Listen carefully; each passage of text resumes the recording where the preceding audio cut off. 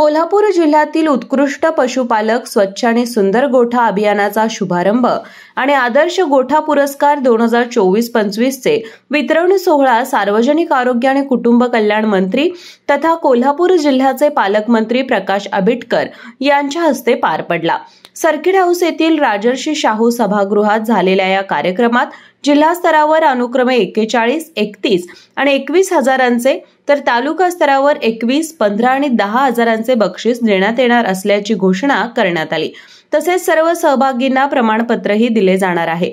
दूध उत्पादन वाढ आणि स्वच्छ दूध निर्मितीला चालना देण्यासाठी आदर्श गोठ्यांची निर्मिती महत्त्वाची आहे।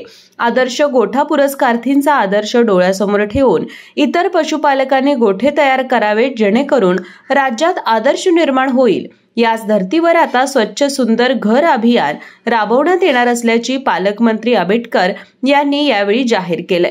जिल्ह्यातील 12 उत्कृष्ट पशुपालकांना सन्मान चिन्ह प्रमाणपत्र देऊन गौरविण्यात आलं। त्यामध्ये वाघापूरचे सुमित पोवार, पंडेवाडीचे पांडुरंग नाईकवाडे, तेरणीचे आनंदा देसाई, ढोलगरवाडीचे कृष्णा पाटील, टाकळीवाडीचे मायापा चिगरे, भुयेवाडीचे धनाजी पाटील, सिद्धनेरलेचे संदीप पोवार, कातळेवाडीचे शिवाजी वडिंगेकर, मांडुकलीचे यशवंत पाटील, जंगमवाडीचे निलेश फाटक, वाघवेचे नानासो पाटील आणि पेद्रेवाडीच्या लता रेडेकर यांचा समावेश आहे। पालकमंत्री आंबेडकर यांनी लंपी रोग नियंत्रण, शेतकऱ्यांचे अभ्यास दौरे, हेक्टर मागे 125 टन ऊस लागवड अभियान अशा अनेक उपक्रमांची माहिती दिली आणि मुख्य कार्यकारी अधिकारी कार्तिकेयन एस यांच्या कार्याचं कौतुक केलं।